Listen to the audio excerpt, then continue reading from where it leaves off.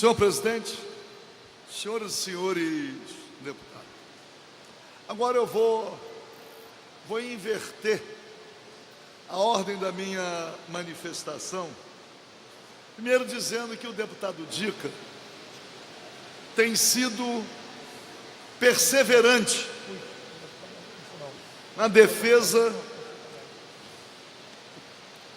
de interesses grandes da população, especialmente dos proprietários de automóveis, em relação à extorsão que significa a cobrança do IPVA. O Estado do Rio de Janeiro é uma das raras unidades da federação que tem assim procedido. O deputado Dica já tem se dedicado a esta causa e aprovado várias iniciativas. E agora ele traz mais uma. Aliás, também futuro governador já manifestou esse compromisso de acabar com a cobrança do IPVA. Diz que faria a cobrança em operações policiais. Nem entendi como é que é possível fazer essa fiscalização. De qualquer maneira, eu tenho conhecimento, está na relação, que esse veto também integra o rol daqueles que serão derrubados. Então, deputado Dica, mais uma vez, colabora para aliviar o bolso, daqueles que são sacrificados porque possuidores, donos de automóveis. Mas, senhor presidente,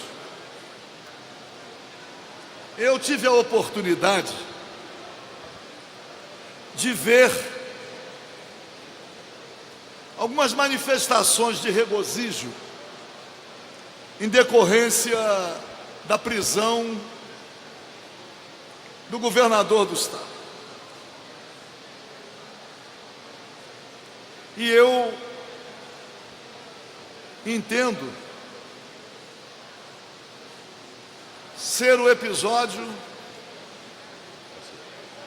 motivo de muita tristeza.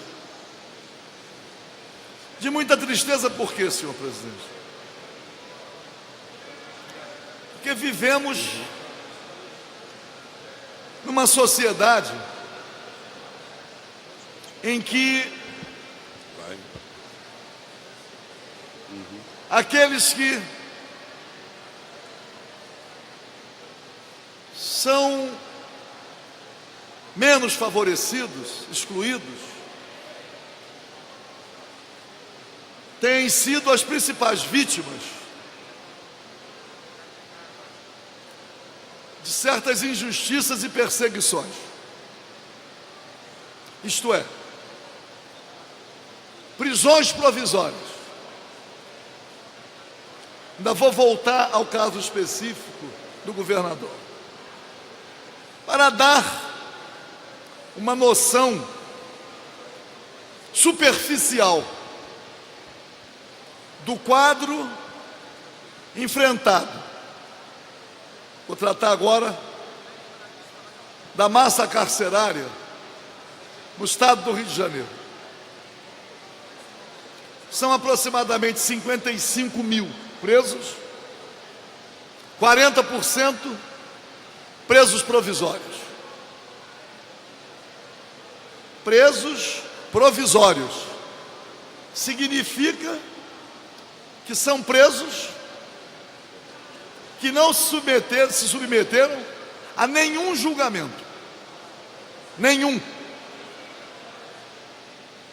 Presos sob a acusação da prática de crime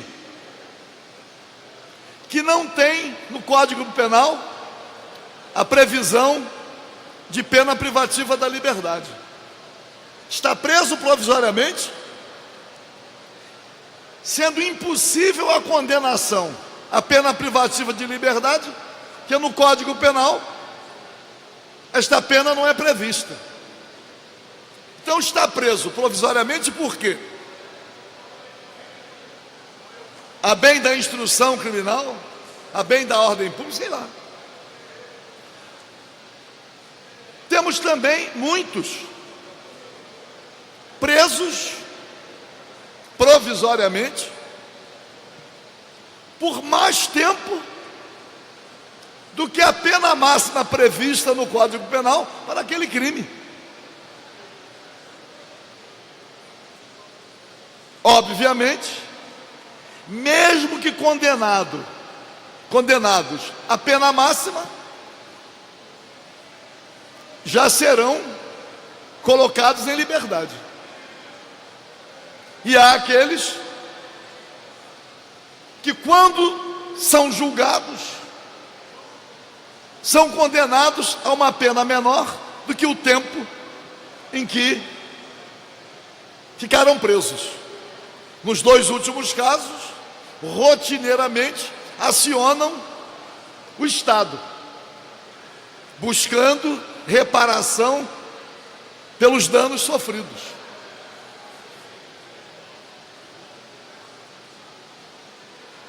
E rotineiramente, o mesmo poder judiciário que não julga, condena o Estado.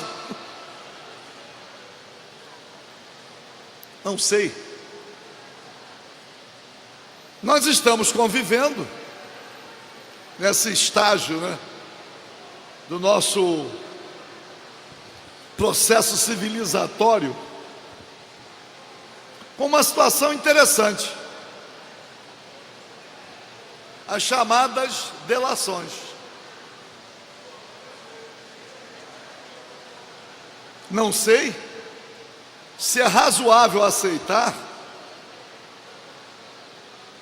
que qualquer cidadão seja preso sem estar em flagrante delito, sem que tenha sido ouvido. Tem a delação, mas dependendo da notoriedade do réu ou do acusado,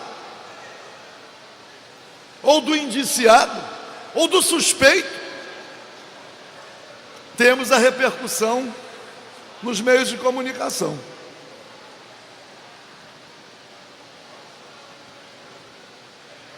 É talvez muito difícil assumir determinado posicionamento como se fosse uma defesa.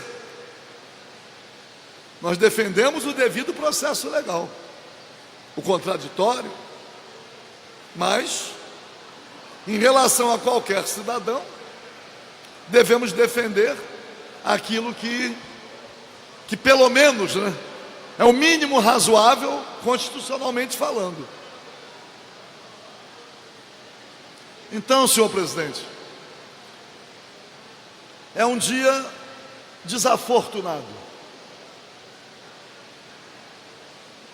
como também tem sido desafortunados os dias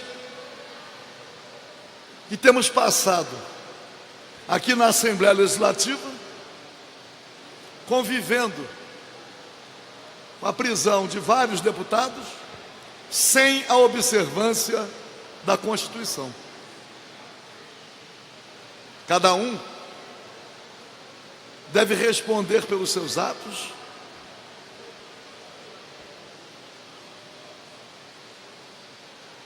cada um deve ter também os seus direitos assegurados. E, acima de tudo, devemos defender a Constituição. A Constituição vem sendo descumprida. Estamos percebendo que a cada dia fica afirmada a supremacia de um dos poderes da República. A Constituição, quando fala dos poderes da República, legislativo, executivo e judiciário, independentes e harmônicos entre si. A supremacia do poder judiciário tem sido representada na intervenção em vários poderes. Há uma verdadeira intervenção. Precisamos tomar cuidado. Entendo, por favor, deputado. Vou concluir, senhor presidente, que os próprios representantes do Poder Judiciário, as entidades representativas dos serventuários, dos magistrados, devem analisar os caminhos que por vezes são percorridos para o assassinato do Estado Democrático de Direito. E nós estamos constatando que esse caminho vem sendo seguido. Se porventura não houver da sociedade uma reação, talvez, deputado Dr. Julianelli, não tenhamos forças para preservar o Estado Democrático de Direito a duras penas conquistado. Há aqueles que pensam que não serão alcançados. Há aqueles que, movidos por justificáveis sentimentos, aplaudem. Mas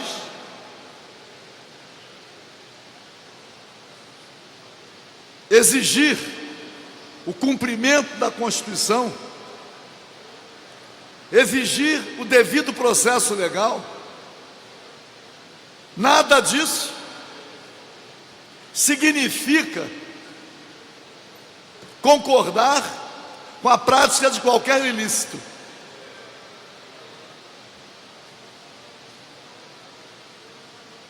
Nós temos figuras importantes da República que estão se debatendo na defesa da Constituição. A principal figura, obviamente, é o ex-presidente Lula, Luiz Inácio Lula da Silva, que foi alcançado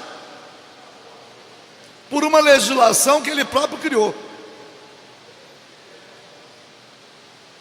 Aliás, várias. A Constituição está lá. Ninguém será considerado culpado até o trânsito em julgado da sentença condenatória. O Supremo Tribunal Federal tem acolhido denúncias propostas pela Procuradoria da República em relação a quem tem o foro no Supremo, acolhe a denúncia, mas absolve depois. No momento da absolvição, não há o mesmo estardalhaço na mídia quando do acolhimento da denúncia ou quando da prisão. O Superior Tribunal de Justiça, e esse levantamento foi feito pela Defensoria Pública, num percentual, se eu não me engano, de 15% a 20%, tem reformado decisões da segunda instância, dos tribunais regionais federais, ou de outras instâncias estaduais. Por isso que a Constituição diz só o trânsito em julgado da sentença condenatória. Hoje, não existe mais a presunção da inocência. Existe só a presunção da culpa e imediatamente a condenação. Não apenas a condenação pela privação da liberdade, mas a execração. A execração pública. Para encerrar, senhor presidente, já fui longe demais. Eu vou abordar somente um caso, porque ficou mais ou menos sepultado. Senador, deputado Valdec Carneiro, o ex-senador Delcídio Amaral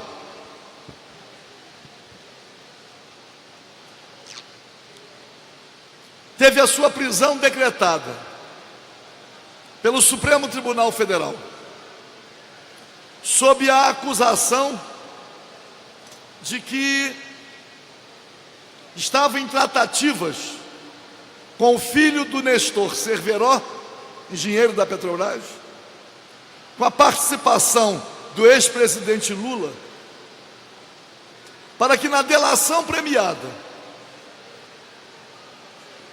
de Nestor Cerveró, engenheiro da Petrobras, ex-diretor, o presidente Lula fosse poupado. Na gravação feita, o senador Delcídio Amaral, à época, cita que já havia conversado com alguns membros do Supremo Tribunal Federal, que esperava que Temer conversasse também com outro ministro do Supremo. Não sei se a velocidade com que o Supremo Tribunal Federal determinou a prisão do senador Delcídio Amaral guardava alguma vinculação com a necessidade de autoproteção. O Senado Federal capitulou, convalidou a prisão e ainda cassou o mandato do senador Delcídio Amaral. Agora, há poucos meses atrás, o senador foi absolvido e todos os envolvidos naquele macabro episódio também foram absolvidos, inclusive o presidente Lula, que estava denunciado naquele processo. Quando, imediatamente após, chegou situação semelhante em relação ao senador Aécio Neves, o Senado resistiu e o Supremo Tribunal Federal alterou seu posicionamento. Ao contrário, antes da prisão, submeteu ao Senado. O Senado não concordou com a prisão do senador Aécio Neves. Aliás, no caso dos deputados estaduais, os 3 primeiros que foram presos, o Tribunal Regional Federal encaminhou para a apreciação desta casa, citando a decisão do Supremo. Desembargador Abel Gomes, quando encaminhou o ato da prisão para submetê-lo ao crivo do Poder Legislativo Estadual, cumprindo a Constituição, ele se refere exatamente à deliberação do Supremo Tribunal Federal em relação ao senador Aécio Neves. Porque a imunidade parlamentar dos deputados estaduais está inserida na Constituição Federal em igualdade de condições com os deputados federais e senadores. Então, senhor presidente, nós estamos progressivamente vendo a Constituição ser rasgada, o Estado Democrático de Direito ser violentado e, mais violentado ainda, os direitos e garantias individuais. Não sei aonde vamos parar. De qualquer maneira, diante de todo esse quadro, aspectos que não são abordados nesse parlamento, percebo que há, eu não digo uma submissão, não digo uma covardia, há uma preocupação. Percebo que esse tema, Estado Democrático de Direito, direitos e garantias individuais, devido processo legal, a imunidade parlamentar, eu percebo que não há ambiente para esse debate. E eu entendo que a reação maior ao descumprimento da Constituição deve partir principalmente das casas legislativas. Na medida em que as coisas vão acontecendo e o Legislativo, por seus membros, silencia, seguramente a fragilidade do Estado Democrático de Direito fica mais acentuada.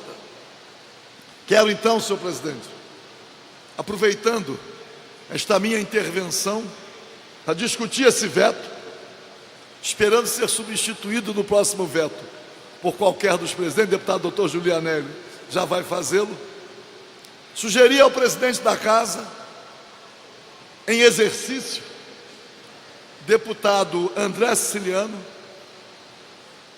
que promovesse um encontro com todos os parlamentares para que pudéssemos, com toda a serenidade, debater essa questão. Nós não podemos, de forma alguma, concluir essa legislatura diante do quadro institucional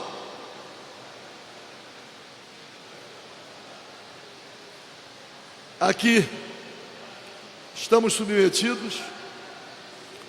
Nós não podemos deixar de nos posicionar, não simplesmente a manifestação individual de cada um dos parlamentares, mas que possamos nos reunir, debater, mas quero que